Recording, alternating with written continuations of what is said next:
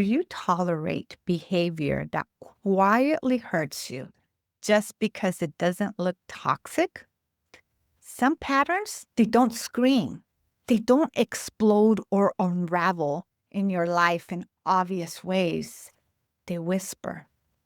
They wear the disguise of love behind words like patience, understanding, compassion, and acceptance. Not all toxic behavior looks like binge eating or doom scrolling until your soul is numb.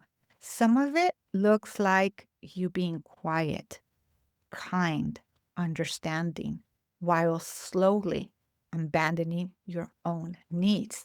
And today, I want to show you how you can spot those patterns, those habits that are toxic and break them with three emotional transformational tools that are backed by science and rooted in soul. But before we do that, if you haven't subscribed to the channel, please do so. Download your free e-guide, Unlocking Your Inner Wisdom. Everything is in the description below. Before I share those tools with you, I want to share a personal story. A couple of months ago, I asked a friend for a favor that was very important to me, and I waited. Days that turned into weeks and weeks that turned into months. That's not the first time this friend has done that. It's a pattern that they have, and I usually justify it with they're busy, don't take it personally, accept them fully with love. Here's the truth. I made a habit of justifying behavior that quietly hurts me. I called that acceptance. I called that not trying to change somebody. I called that love. But really, what that is, this whole let them be is bypassing. It is neglect with a halo that tries to make everything seem beautiful when it's not. If something doesn't sit true with your soul, you need to be able to own it. Here's the thing. Love is not an issue. And this is something that I'm going to say to you that's going to be a little bit painful, but we need to understand this. Just because somebody loves you, just because somebody's great, it does not mean that you are a priority for them in the moment. Prioritizing somebody and loving someone are not always the same. Yes, generally, you prioritize those you love, but sometimes you don't. When we understand that we're making excuses for people, we start to understand that what we're doing is having coping mechanisms. What ends up happening is that we bypass ourselves in the name of love, and all it does is create toxic patterns. Now, having said that, we need to talk about why habits form in the first place. Early on, I did say that we do things in the name of love, but it runs deeper than that. It actually has a biological impetus. Every time you override your own needs for the sake of peace, connection, approval, or love, your brain rewards you with a small hit of dopamine. And that dopamine makes you feel safe. It makes everything in your environment feel controlled. And that mistakenly feels like love. At times, it may be, but most of the time, it's not love. It's a habit loop built on self-abandonment. What's happening is that your nervous system memorized patterns long ago, patterns of what makes you feel good and what doesn't. Perhaps in childhood, when love felt conditional or in relationships where being good meant staying silent, you learned to anticipate other people's needs at the expense of your own because it kept you connected. It kept you safe. It kept relationships going. So stopping the behavior doesn't come naturally and it doesn't come easily. You have to rewire it from the inside out. You have to break the toxic habit. How do you do that? We're going to talk about that in a second. But I also want to address the spiritual side of it. Spiritually, many of us were taught that self-sacrifice is noble. that putting other people first is noble, that disappearing into ourselves is a reward from above. It's not true. It's a distortion, but it gets embedded into many religious and spiritual traditions.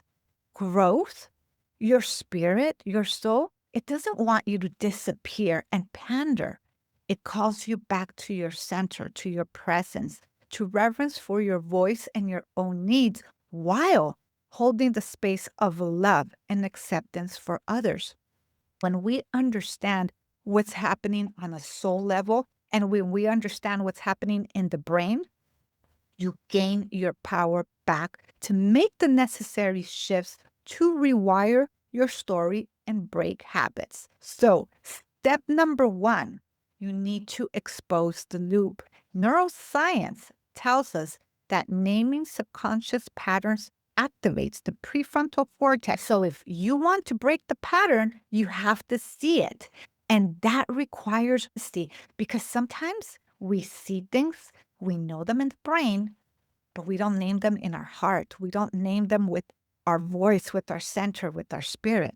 Ask yourself, what's the actual behavior you've been calling love, loyalty, or spiritual growth? What are you tolerating in others? What are you sacrificing within yourself and calling patience? For me, I realized that it wasn't just waiting on people to do us favor. I was training people to believe that I did not need to be a priority. Now, it may sound extreme, but actually it's not because what you allow is what you teach people is okay. And I had to not just name the pattern, I had to really own it so that I could break the illusion. Spiritually, this is a sacred reckoning. Naming the habit is not self blame, it's self reflection. That was step number one. From step number one, we go into step number two, which is rewriting the script or speaking a new internal truth. Your thoughts are not random. They're practiced, they're conditioned. Every time you justify someone's inconsistency or what behavior they have towards you, you are allowing the toxicity and you are complicit. I know it's hard to hear. Every time you think you're asking for too much or you're going to be a confrontational person or a problem, you reinforce the story that your needs are excessive and that they do not matter. That's not true. That is programming. So now we replace it. And this is what replacing looks like. One, you named it. Two, you create a new story. Whatever new story you are starting to rewire, it has to be combined with the body and it needs to be repetitive because rewiring requires repetition. Neuroscience confirms that repetition with emotional anchoring rewires neural pathways. Your brain, meaning what you're thinking, which affects what you're feeling, it all goes hand in hand. And spiritually, this is the moment your soul starts to remember your worth. You stop negotiating your needs for belonging. You stop shrinking and you begin walking in full alignment. Now, let's go to step number three, which is repatterning with aligned action. This is where most people get stuck, and this is where most people fail at rewiring. They see the pattern, they speak the truth, but they don't act on it. But not you, because I know you will act on it. Because healing without action, it's just insight that never becomes liberation. If your old pattern was chasing, your new one is to step back. If your old pattern was silence, your new one is self expression. When you make that decision, it doesn't have to be loud. Actually, the most powerful healing is quiet. And sometimes it looks like not responding, or it looks like saying, no, thank you, or it looks like I've moved on, I've stopped waiting. Neuroscience shows that even small behavioral changes rewire the habit loop. Spiritually, This is an act of devotion towards yourself. Every aligned action becomes a prayer that says to the universe, I trust that honoring my truth will never cost me what's meant for me.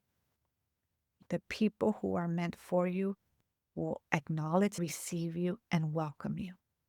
Those who don't, I know it's hard.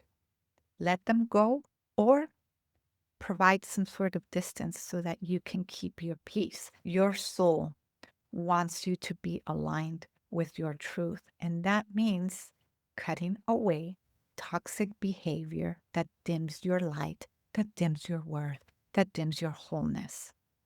And yes, it does take time. Start with small steps. Even small actions are recognized by the brain.